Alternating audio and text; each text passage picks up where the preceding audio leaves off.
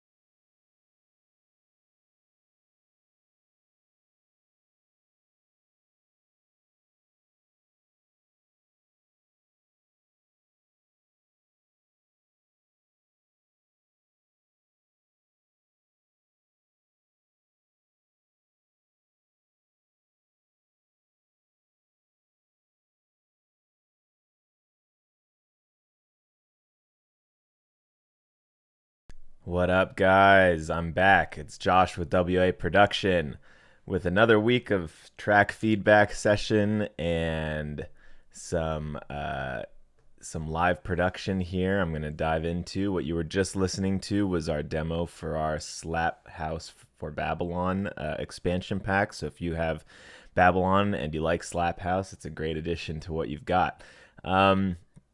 Today I am going to do what we've been doing the last few weeks and show you a cool technique that maybe will help you guys. Today's theme is vocoder basics, so I'm going to kind of talk about how to use a vocoder. I think there's a lot of confusion out there. But first, I just want to mention that you all need to join us on our Discord server, which is the link is above my head if you guys have not already. That is the place to submit your tracks. That's the place to submit any questions that you might have. It's the place to complain about how I'm doing and all of that. So anyway, please submit your tracks. You can do so now. Only submit once. We prefer SoundCloud links. No videos, no YouTube. Dropbox is okay, but SoundCloud preferred. And I will get to those in a little bit and try to get to as many as I can. But first, we're going to go into Ableton. I'm going to show you some stuff. So generally, I try to do things that are applicable no matter what DAW you're in. So this shouldn't be too Ableton specific. No worries. If you guys have any questions that you want to submit along the way, Oh, there's a dog outside barking. Sorry about that. There is the live stream Q&A channel on our server, so ask some questions. They can be related to vocoders, they can be related to anything else, no worries. And if any of you are having any trouble hearing me or hearing the music or hearing what I'm doing in Ableton, please just say it in the chat and I will do my best to fix that. I know we had some issues last time, but I've done my best to fix it this time, but you know, it's hard for me to tell from here what you guys are hearing and seeing. So with that being said, here we go. So like I said, I'm going to go over some basics of how to use a vocoder and some techniques for that. The first most important thing to do is to make sure your routing for your vocoder is set up properly. You can do this in pretty much any DAW, I think. You know, it might be slightly different in each one, but most DAWs have a built-in vocoder. You can use a vocoder plugin, whatever you want. So for those of you who might not know what a vocoder is or why one would use it, it's pretty much what creates that cool Daft Punk vocal sound or creates some cool like electronic sounding backing vocals. Basically for me, especially when I was first starting out, I'm a terrible singer, and at the time, you know, I didn't have a lot of singers that I could work with, and I kind of just filled in the gap by doing my best and then just vocoding the heck out of my voice so that it would sound at least in key. So that's another cool thing about vocoding, is that you can have it play whatever notes that you want. So I just grabbed this vocal from our melodic dubstep pack, so let's hear how that sounds. All I saw were servants of visions, far from the truth, only led to division. That's when I knew. Okay, so you know it's in 150 BPM. It's in E minor, I think. But let's say I want to do some vocoding on it. So I've got a vocoder on here. Again, you can do this in a different DAW, but I'm just going to use Ableton's vocoder. And again, let me know if for some reason it's sounding quiet or you guys can't hear very well, and I'll adjust it. But so if you throw on a vocoder and you don't do anything, it's going to sound like this. So not exactly the the effect that I'm going for. That's because our carrier is noise. It's basically just filtering white noise through the vocal, which is why it doesn't sound like it has any tone. Not that pleasant. So basically, I'll just go through the parameters in here real quick. Actually, first, I'll just do the routing. So in here, you can pick how you want to route it. Traditionally, to get the kind of vocoder sound that we're going for, we're going to route it externally. What that means is that we're going to run a plugin, an instrument, in this case Babylon from WA Production, through our vocal. So I've got it on this second track here, so I'm going to have Babylon go through. I'm going to have it go through post effects. So that kind of is up to you, depending on what you want it to do here. I'm not running any effects, so it doesn't really matter. So now you're not going to hear anything because I'm not playing anything from Babylon.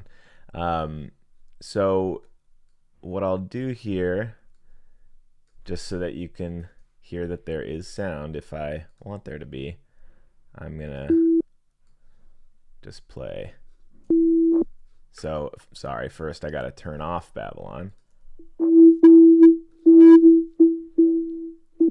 So that's not that pleasant either. So with a vocoder, traditionally you want to have it playing chords probably, and also playing probably a more interesting sound than that. So let's try and find something cool. Okay, so that already sounds better, sounds more like a voice. The reason is that I'm choosing a right now it's basically just a saw wave, but saw waves have a lot more overtones than what was previously selected, which was a sine wave. And so you generally want to have something with a lot of overtones that covers a broad part of the frequency spectrum, because then you can really start to get a vocal sound, because without that, it just doesn't sound like a vocal. It doesn't have enough coverage of the frequency spectrum to give it an understandable, intelligible sound. So I'm gonna, for now, just add some more notes here. Okay, so we're getting better. So right now it's just playing E. I'm gonna have it do something like a chord progression. So let's start with E minor. Okay, right now it's playing way too loud, so it's clipping. Sorry about that.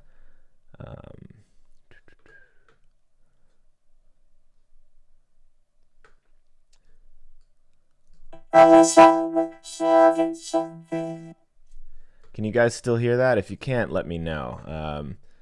If you want to chat me on YouTube, I can see that chat right now.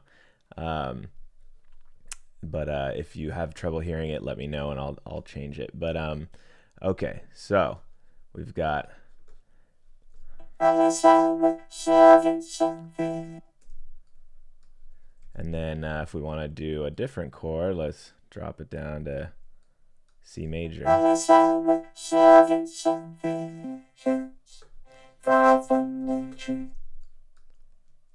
then we can try D minor.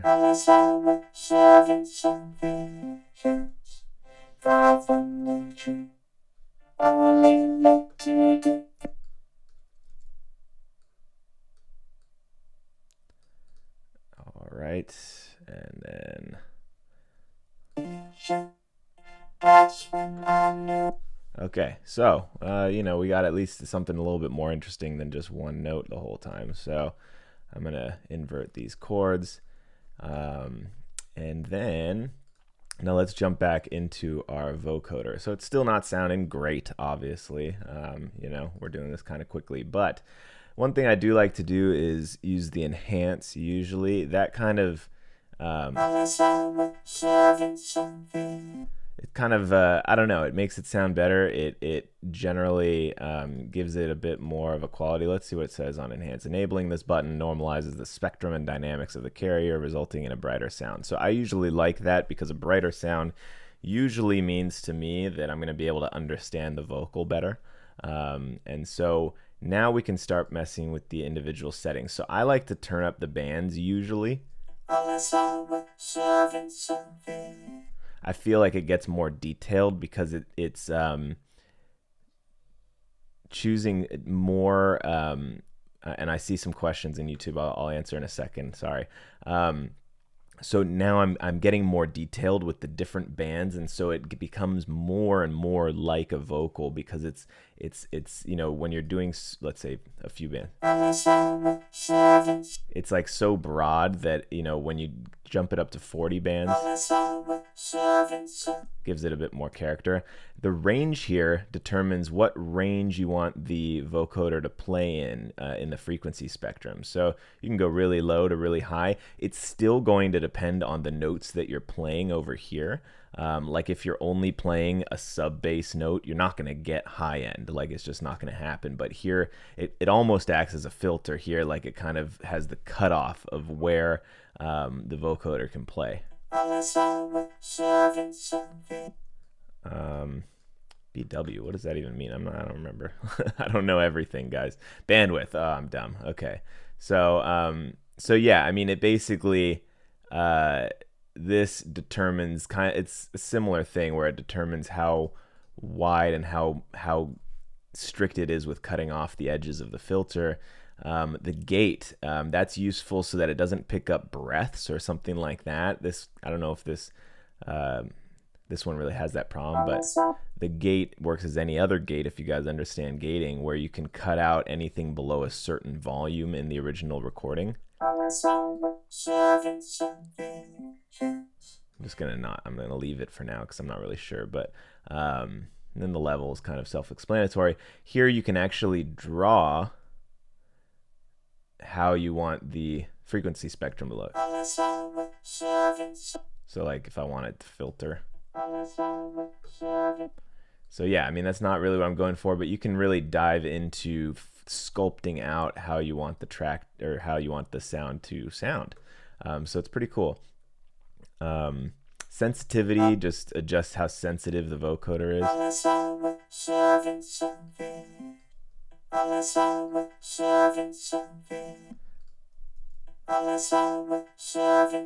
And the speed is how quickly it reacts to the signal.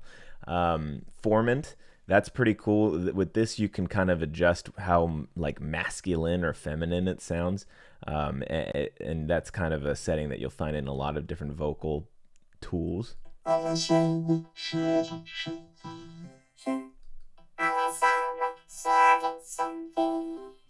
kind of cool. Sounds like a chipmunk a little bit. And then the depth, let me just play it for you.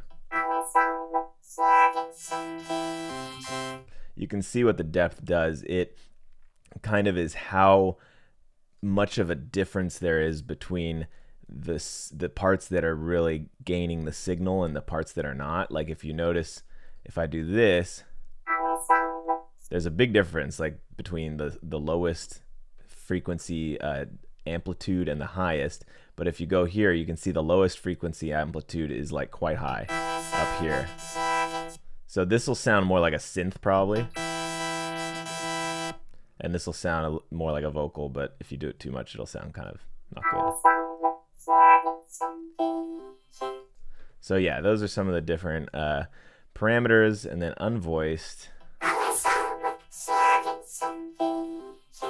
So that kind of adds, let me see what it says here. Yeah, so it's the unvoiced noise generator. So it brings in the noise generator, which is why it kind of sounds like that weird atonal noisy sound. I wouldn't really use that personally unless I was trying to make a crazy sound. But anyway, so those are the general parameters of it, and you can really dive into it. So I'm going to go into some best practices. First, let me see these questions. So do I know how to link the vocoder on MIDI out in FL Studio? I don't. I personally don't use FL Studio, so I'm not super familiar with all of those in-depth kind of things, but I imagine it can't be that hard to find out online. But yeah, you definitely, whenever you're using a vocoder, it's key to have it routed properly. Otherwise, it's not going to work. It's the same actually with our MIDI plugins. We have plugins, Instachord, Instascale, MidIQ, and those by the way, guys, I'm the one who answers all of our support requests. So like I get a ton of support requests of like, hey, no sound is coming out of Instachord, that kind of thing. And it's just like, okay, it's because you're not routing it properly, and it needs to feed the signal to the right place. So anyway, so we've got this sound. So now as far as tips and tricks, obviously I would make it want to sound better than that. I would usually add a compressor either before or after the vocoder, depending on how it sounds. I also generally, one cool tip is that you can record different layers of your vocal. Let's say like, you know, a main layer and some backing vocals, kind of as you would do for normal vocals. And then you can have separate vocoder signals playing each. So like, let's say I've got like a low harmony, I can have it playing lower chords, and then I've got a higher harmony playing higher chords. So you still treat a vocoder similarly to a normal vocal. You can have different layers. Obviously this right now is quite thin. Like that's not a Daft Punk. I mean, it's not going to be the final version of what we're going to do. But there's a lot you can do in terms of layering, in terms of, you know, these are still pretty, I could add some more thickness here. Actually, I might not have enough voices on Babylon. Yeah.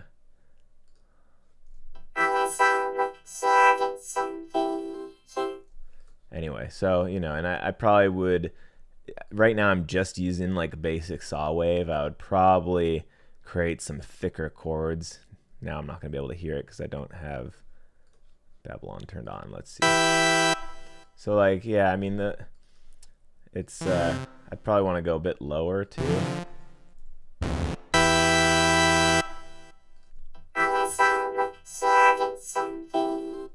So yeah, I mean, you know, there's a lot I would want to do here, but I would probably also want to put in a lower layer. Let's actually just try that real quick. If I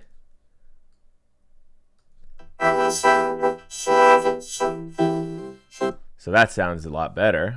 Now I've got a lower this guy. You know, if I turn off the vocoder. So like, I don't know. Let me make that sound a little better. The one thing to note is that the better your original vocal is, the better your vocoder is going to sound. It's, you know, it's the same as anything. It's easier to start from a really good place, even if you're completely changing the sound of it with a vocoder. It's still going to sound better if you have like a professional singer singing in key. It's going to sound better than if you have me singing out of key and trying to make it sound good. You know, it's still going to be better if you start from a good place. Okay, so now let's hear that.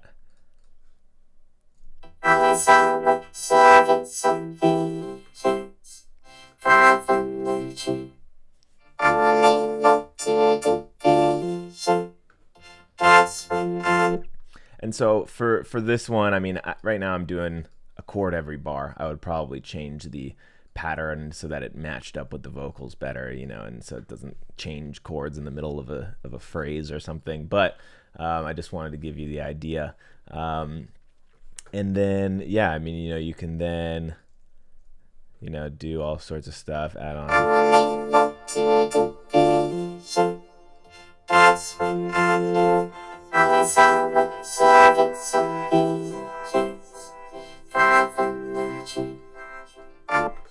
And then we could throw on everybody's favorite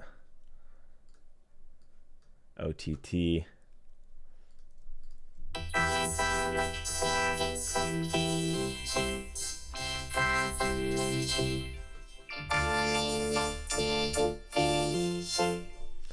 Anyway, so you guys get the idea, but there's a lot of cool stuff you can do with vocoders. You can use it as your main vocal if you're going for like a Daft Punk sound. You can use it as a backing vocal, which is super, super common, even in pop music, even like subtly.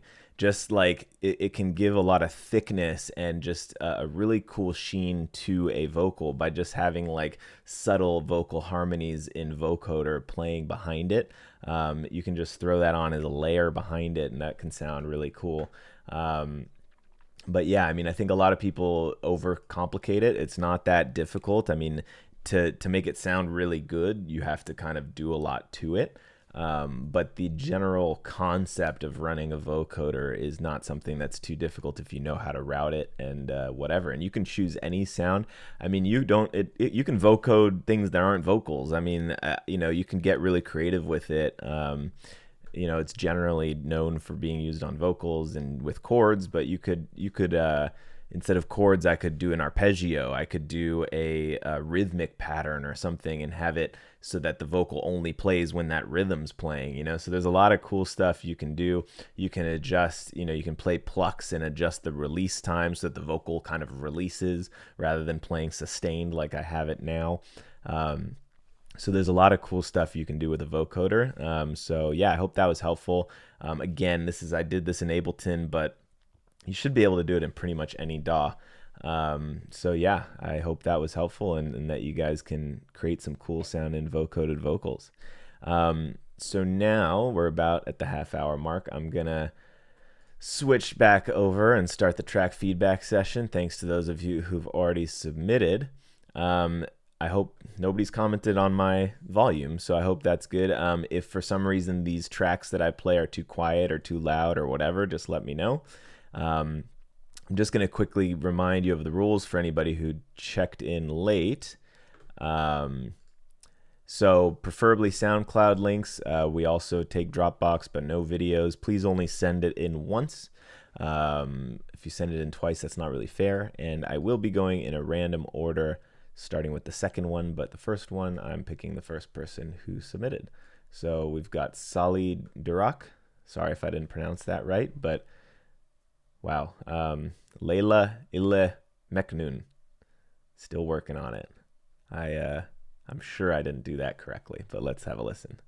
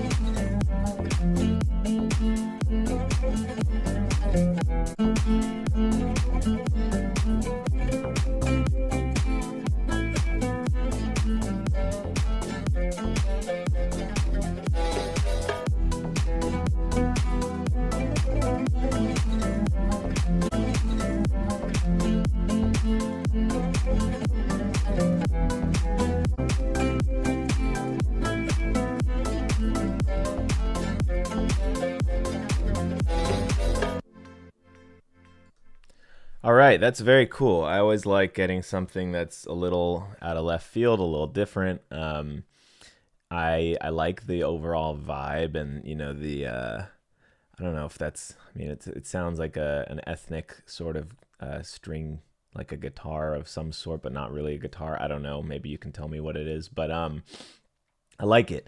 I will say that it felt a lot longer than 3 minutes and 15 seconds. And what I mean by that is that there isn't enough changing throughout the song to keep me interested and engaged. Like this first section here feels very long. It takes a long time for anything to build, and for anticipation doesn't really build.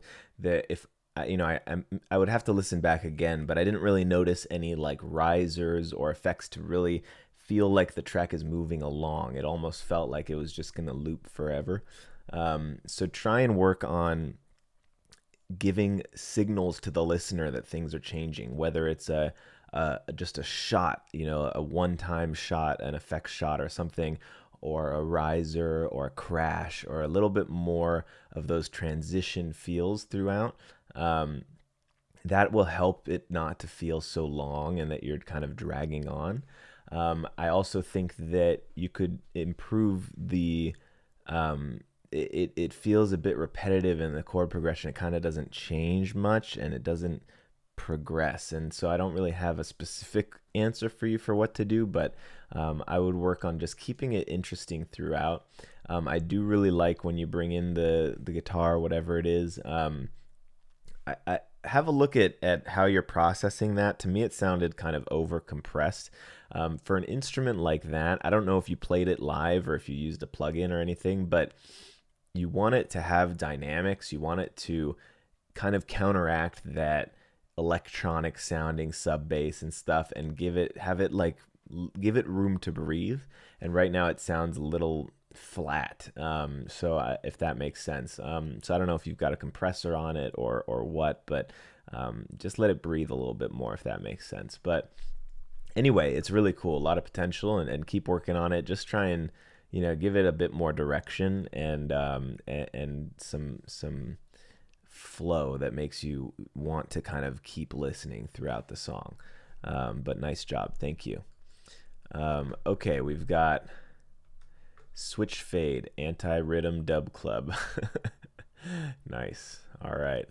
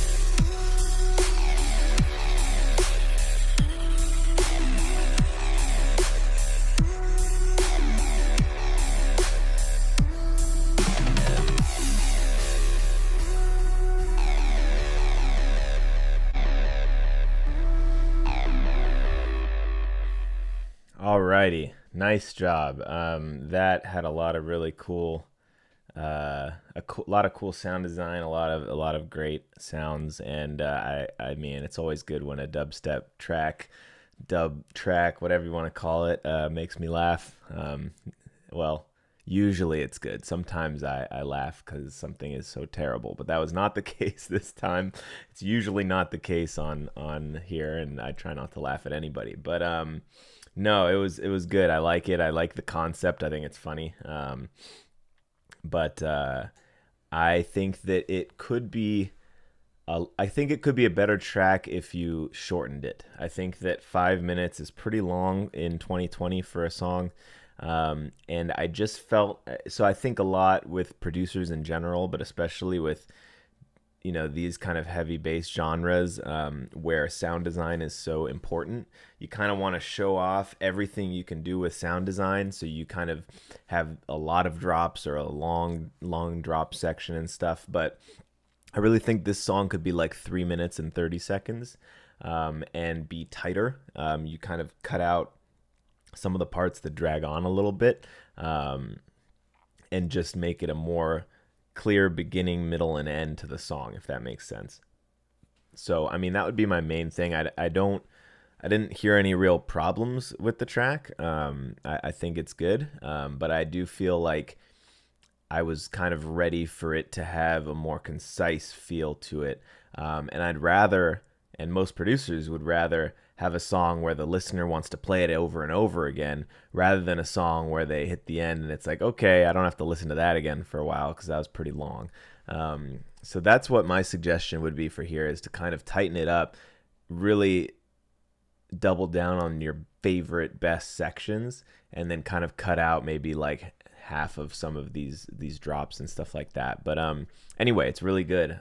Just kind of learning to build a song rather than just a demonstration of one's talent, I think is key to kind of taking it to the next step. So nice job though. All right, we got Piranha, Carl Johnson.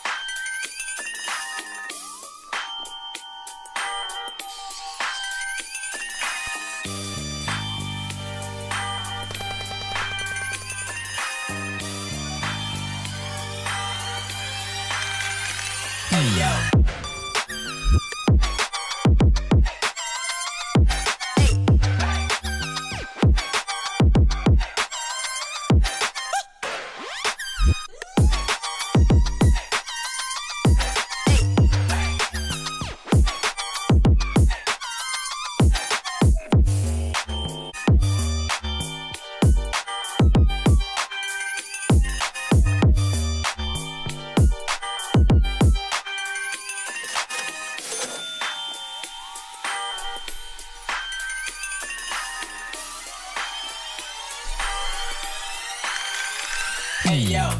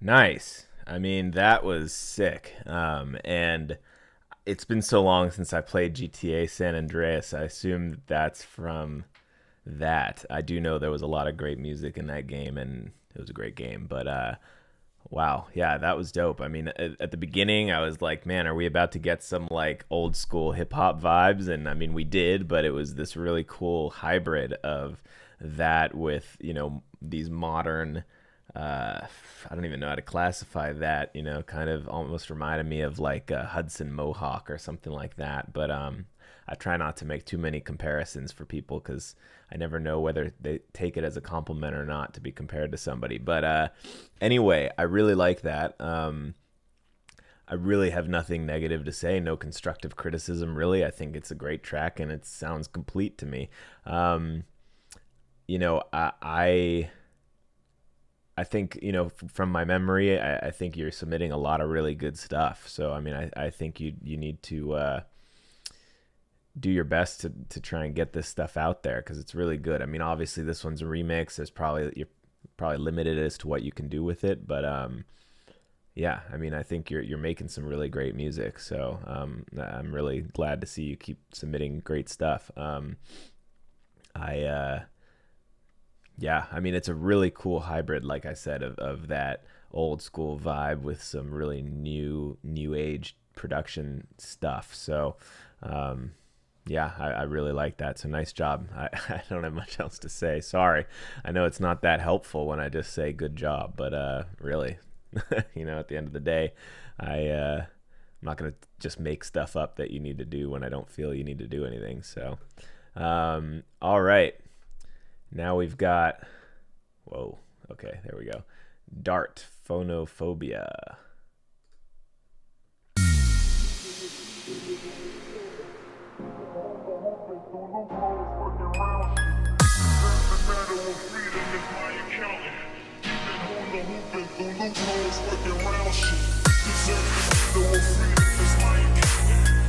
Is that Ken Rosenberg from GTA also? Man, good timing in the chat. Wow.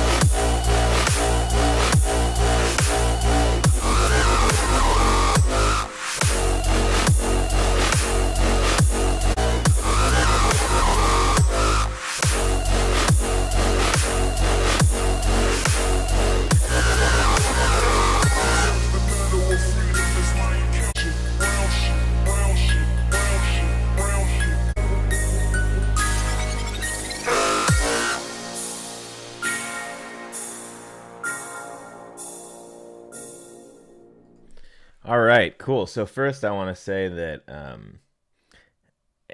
any song that's made, any song that's as good as this, that's made on a mobile phone or tablet or whatever you made it on, is pretty impressive. So That's cool. I've never heard of Caustic 3.2, but that's cool. Maybe I'll have to check it out. Although I'm at home and in my studio so often that I'm not really needing to produce on the go. But anyway, so yeah, I mean, it's not perfect. I think there's some things we can improve here. And if it's already released, don't worry about it. I kind of like to preface by saying that I'm not telling people to go back and unrelease a song to make changes. You can always use the things I'm telling you in your next production. It's better to put out imperfect music than to sit and tweak forever and then never actually put out music. So don't wait for me to give you the go ahead. But that being said, I first will say that I think your second drop is not as good as the first one. I think that, we all run into the situation where we want to change something up in the second drop. I get that. And sometimes though, and myself included, you kind of overdo it. You change you change from a normal dubstep, percussion loop to 4 on the floor drums, which I don't think worked that well in this case. And then you kind of switch back, but then you have like a more complicated melody. And I think you kind of just overcomplicated things and tried to do too much. So I would chill out that second drop. I mean, I'm not saying make it exactly the same as the first one, but even if you did, it would probably be a little bit better than the current situation. Secondly, this one does feel pretty long again. It's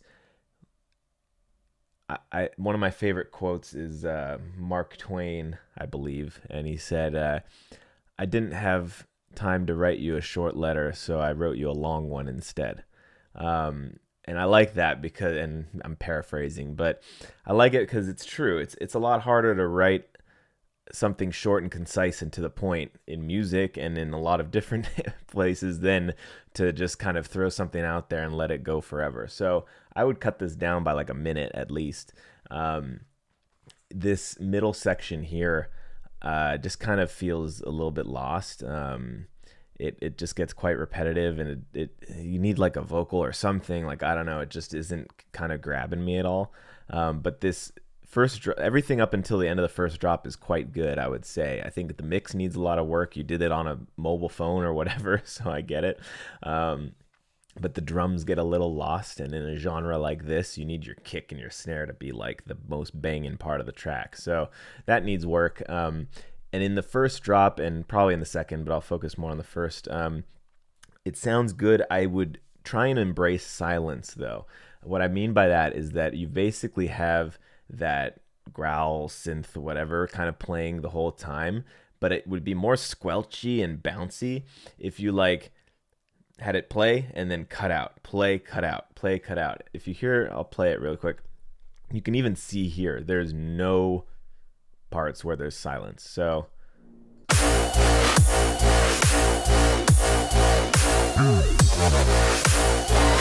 in between each of those wobbles, I think it would be cool if it had like a tiny bit of silence. You can even just do that in audio. You can cut the audio and whatever. But if it was like, instead of wow, wow, wow, wow, if it was wow, wow, wow, wow, wow, wow, you hear the difference? Like, it just gives it that more bouncy feel, and you want to bang your head. Right now it's just very driving and straight, but it kind of doesn't give your ears a break and a bounce, if that makes sense. But anyway, I think that would help. But overall, I mean, it's really quality. You just need to kind of get better at consolidating and not overdoing it with trying to change too much in the second part, and then just kind of getting everything to sit well together. But overall, very good, especially given how you produced it. So nice job.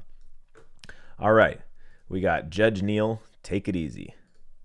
You can hold me, caress it, be there for me. I'll be your one and only. It's on me, it's on me. Our love and it goes so deep. I won't make you feel lonely. I'll give you something holy. It's lovely, it's lovely. Why you gotta be trying to be doing me like that? And you calling, you texting, you wanting this back. Why you gotta be trying to be doing me like that? Why you putting up an act? No, you won't get this back, no. It's you, baby. My love for you is so crazy. I needed someone who saved me, and you came came for me, you came. Take it easy, easy, easy. You always know how to treat it. You got all of me completely. It's so good, feel like I'm dreaming.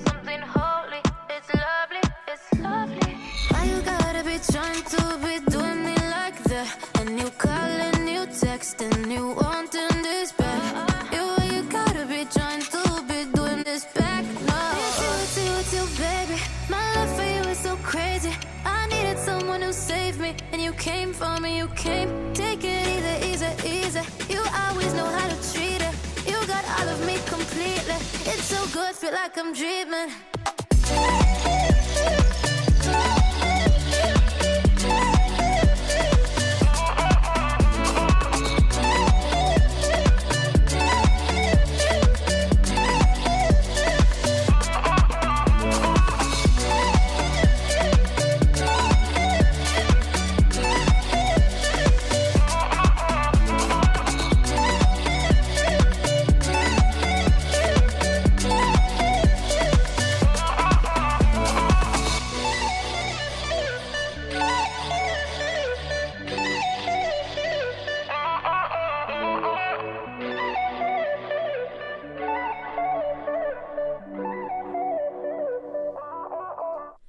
All right, Judge Neal, that is a very good song.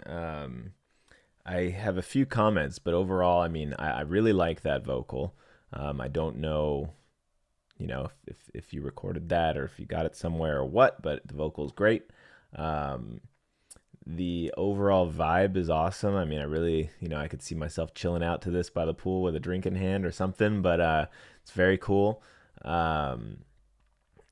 Couple of things I would say is, firstly, especially in the first part, it sounded like the vocal, and I would want to listen to it again. It's always tough to kind of give just my immediate reaction here, but it kind of sounded like the vocal was slightly out of time with the instrumental, and I can't tell you whether that's a problem with the vocal or a problem with the drums or what, but look into that and just make sure it's super tight, because the problem with vocals is that even people who don't know anything about music can tell when something is off, because they use their voice every day. They listen to songs with words. They can at least hear that. So it's super important that that's super tight. And it just felt like something was a little off there. I also kind of felt that way weirdly with the drop. And again, maybe if I had another listen, I wouldn't feel this way, but it almost felt like that lead vocal chop, or whatever you want to call it, in the drop was starting like a smidge too soon, like just a tiny bit too soon. But I don't know, just look into timing. I think timing, and maybe take a week off and then come back and listen to it with fresh ears, or run it by some people that you trust their opinions and kind of hear what they think, because maybe I'm the only one saying it and you can ignore me, but that's just what I was hearing initially. The only other thing really I would say is that the mix definitely needs a bit of work. I think some things are a little quiet, and the most important thing I would say for the mix, I think that some things need a bit more processing. Like, for example, those plucky chords or like kind of low frequency notes there. I kind of wanted them to be a little more crisp and a little more plucky. If you listen to songs like this, they'll usually have a bit more of a transient, and so that might be a matter of adding some saturation as well as potentially a transient shaper. So things like that are really like those final tweaks in the mixing phase to get things really sounding tight and crisp and filling in the gaps, kind of that like last 2 to 5% of the song. I think that's where I would focus on, just kind of getting those elements to really stand out and come into their own. So even just throwing a nice little clean, warm saturation onto some of these, like just a slight bit of it might help. I find that a lot with producers who aren't at a certain stage in their career. Their songs kind of don't have enough life, and it's hard to explain verbally to someone what I mean without showing them. Like if I took your session and then kind of ran a few things on different elements, I think you'd understand better what I mean, but it's hard to do when I'm just doing a SoundCloud live stream. But anyway, great job though. It's a great track. All right, we've got Cash by Higher Mind. It's cool artwork you got there. A mandala. Mandala is what it's called, right? Nice.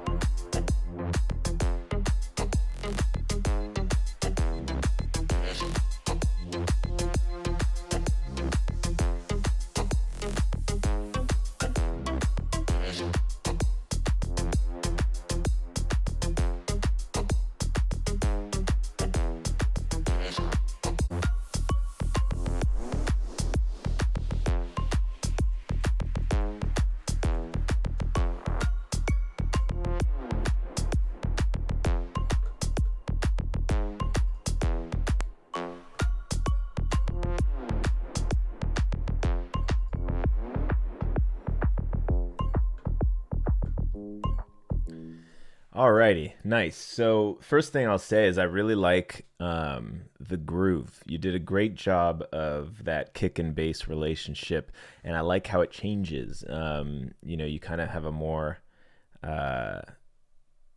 direct 4 on the floor. I mean, it's all 4 on the floor, but just kind of like a more traditional. And then in the second part, you give it kind of a swing almost, and I really like that. I think it's really good. The biggest thing I'll say for this kind of genre is you need more ear candy. I think that, if you listen to Mala or, whoever your inspiration is in this genre, there's a lot more going on, and it keeps the listener engaged. The challenge with this kind of music is that it is by its nature quite repetitive. And the way that you keep the listener interested is to have all these interesting things happening, swooshes whirling around their heads and little effect shots that you only hear once or twice, or you have the vocal chops, but like you're doing some of it, but I just feel that it needs more, because as it stands, it felt quite long to me for a 3 minute and 45-second song. It just kind of, it almost was a little dull. I don't love using that word, but just because it just didn't keep me super engaged. I like the rhythm, the production quality is good, the idea is great, but you need to add all that stuff to get it over the finish line. And I think that that's the most tedious part. It looks like you probably already released this song, but just for the next one, know that, I know it's not the fun part, but doing that extra 20% can really get your song to the next level. Aside from that, I did feel kind of similar to what I said about the last one. I felt that you need to put a little bit more energy into each individual sound. I felt that some sounds, it didn't have enough life, and what I mean by that is that you should run a saturator on them, give it more, let it take up more of the frequency spectrum, add some grit, some brightness to it. So yeah, I mean, I think that that's a big thing for producers to kind of get to the point where they understand when and how to use things like saturators and transient shapers and things like that. I think that you could benefit from adding some of that into your arsenal. Maybe you did some of that already, but again, if I had your DAW session in front of me, I'd say, look, listen how much better this sounds if I run this synth through a distortion or saturation plugin. I think you'll get what I'm saying. It's easier to see and hear it yourself than for me to just conceptualize to you. But that being said, I think it's really good. I just think you kind of need to take that next step forward, which you'll do, as you keep making music. But it's quite good. You didn't do anything wrong. I just think there's more you can do with it, if that makes sense. So nice job. Dog and Pet Supplies. I always laugh at your name. You have the same Shure SM7B. Yes. SM7Bs are great microphones for this kind of thing, for podcasts and all that kind of stuff. So that being said, I believe we have pretty much reached our hour. We're a little over, but I started late. So that's going to be all for today, guys. So next week is, I know, the holidays, and I think next week is Christmas on on the Friday, so I don't think we're going to do it that day, but I think I might do it the Sunday instead. So just keep an eye on our social media and stuff. I will definitely make sure that we post about whatever time and day we're going to do it next, but then we'll be back to the normal Fridays the following week probably. So anyway, that's going to be all for today. I hope that was helpful. Sorry if I didn't get you to your track today, but I'll do my best next time to do better. So anyway, if you have any suggestions for different topics you want me to go over in the future, please send them my way on Discord or wherever, and I will be sure to keep that in mind. But that's it for today. So this has been Josh with WA Production. Thanks for tuning in, and I look forward to seeing you all next